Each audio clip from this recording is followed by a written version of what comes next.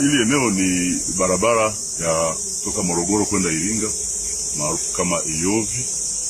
Tunachokiona hapa ni kwamba barabara yetu kutokana na mvua ambazo zinaendelea kunyesha sasa tope zimekuja zimeingia barabarani, na magari kadhaa, madereva wale ambao hawakuwa na tahadhari wameweza kupata madhara ambayo tumeyaona. Magari kama 2-3 ambazo zimeanguka.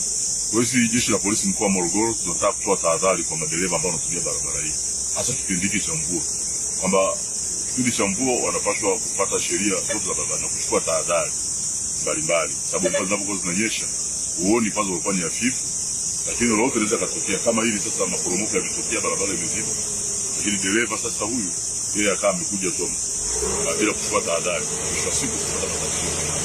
Kwa hiyo nitoe tahadhari kwa madereva kwamba wanapaswa kuchukua tahadhari wanapokuwa kwenye barabara zetu hiki cha mvua, ili wasipate madhara kwao na madhara ya watumiaji wengine kwa barabara. Kwa hiyo jeshi la polisi tumeimarisha doria hapa kusudi waweze kupita kwa wakati wenzetu wa TANROADS wanaendelea kuondoa hichi kifusi ambacho kiko kwenye barabara, na baadaye hali itakuwa nzuri. Nawatakia maandalizi mazuri ya mwaka mpya na wasafiri wote wako sana. Mwenye naitwa Waziri Mikdadi. Mtingo hiyo fuso hapo juu hapo. Kwa nashuka hivi down. Baada kusogea na hii down hapo.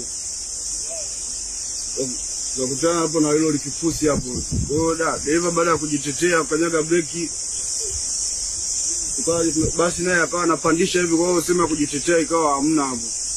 Wapanda hilo kifusi chuma akajipiga mtama. Jina langu naitwa Emmanuel Yalis Mtila. Mzaliwa Dodoma. Mimi ni msaidizi wa dereva. Tulikuwa tukitoka Dar kuelekea Mbeya. Na gari ilikuwa imepakia shehena matrekta. Sasa wakati tumefika maeneo haya ya Iyovi haya, kutokana na mvua na utelezi na nini, gari ikawa imeteleza. Baada ya kuteleza ikawa imegonga ukingo wa daraja. Ilipogonga ukingo wa daraja, tairi ikapasuka, gari ikavutwa kuelekea bondeni. Kama hivi unavyoona, hichi ni kitendo kama cha sekunde 3 au 5 mpaka hapa gari unavyoiona imefika. Lakini nashukuru Mungu tumetoka katika mazingira tukiwa salama, chibuko tu na mali kama hivi unavyoona, mali tulitoa huko kwenye container. Zingine zimepata majeraha na zenyewe, na zingine ziko vizuri.